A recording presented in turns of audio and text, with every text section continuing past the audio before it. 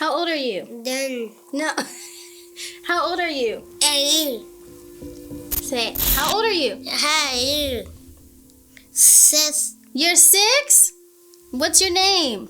Is. What's your name? Is. Say, my name Is. is Adriel. Can you say Adriel? Dear. Adriel. My name is Chanel. I am 31 years old, and I'm from Charlotte, North Carolina. I have 3 children, Emily, Aiden, and Adriel.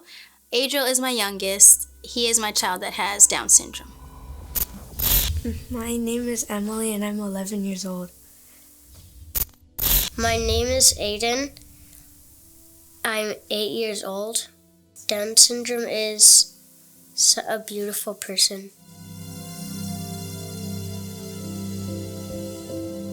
When I first found out that Adriel was going to have Down syndrome, I was, I guess, nervous and afraid, not necessarily for me, but just for how the world would view him and how the world would treat him, because you see so many terrible, sad things happening every day. So that was my biggest fear. Say hi.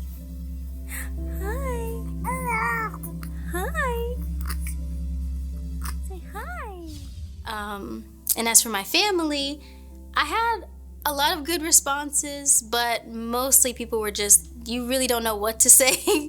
The first thing people say is, I'm so sorry to hear that. It's just, I guess it's just a common thing because you don't expect that. I wasn't expecting it, so I know that they weren't expecting it. No, I don't think Adriel's different. To me, Down syndrome is what makes Adriel unique. I don't think Adriel is different. If someone was making fun of Adriel, I would be very angry.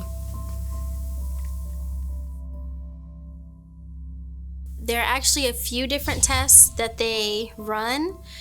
Initially, they actually didn't tell me exactly what was going on. I went in for an ultrasound, and she was like, oh, well, we're going to send you across the street for another screening. And I was like, oh, okay. So I went for that screening, and they still didn't tell me anything.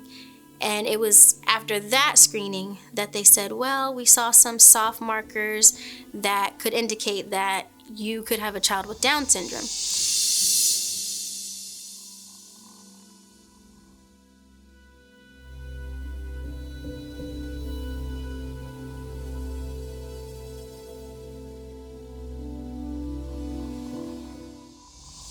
And so after that, they did a blood test, which is like a free cell DNA test. They said that my chances were high.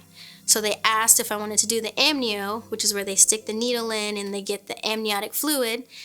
And, it was scary, but, I wanted to know 100% for sure. What? What were you saying? Yeah. Yeah. And then what? Oh, okay. And then they gave me a call a few weeks later, and the nurse called and she told me there's a 99% chance that your child is going to have Down syndrome. And I didn't know how to react. I said, okay, thank you.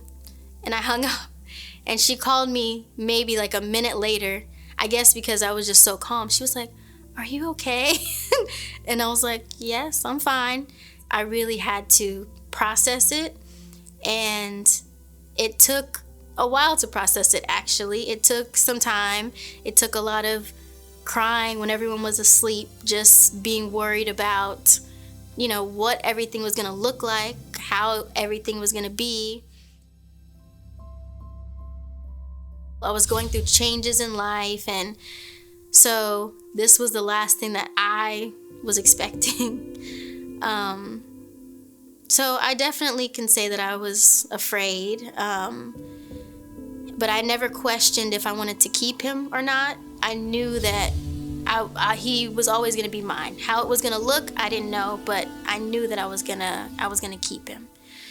But since he's been in my life, it's been a a lesson in patience, a lesson in what you'll do for your child, just as far as all the doctor's appointments and the checkups on his heart and the therapy, and he was a preemie baby. So all of that has just been a test of love, and I'm very grateful for that. I'm grateful to see my other children love him and how they interact with him and how they treat him.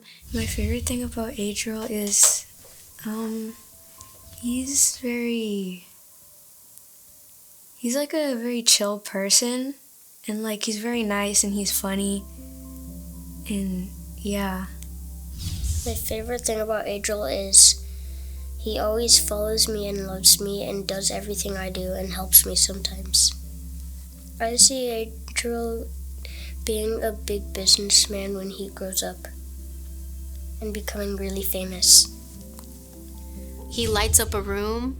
He's just really a light, and I'm very grateful that I didn't question whether I wanted to keep him and whether I wanted to bring him into this world.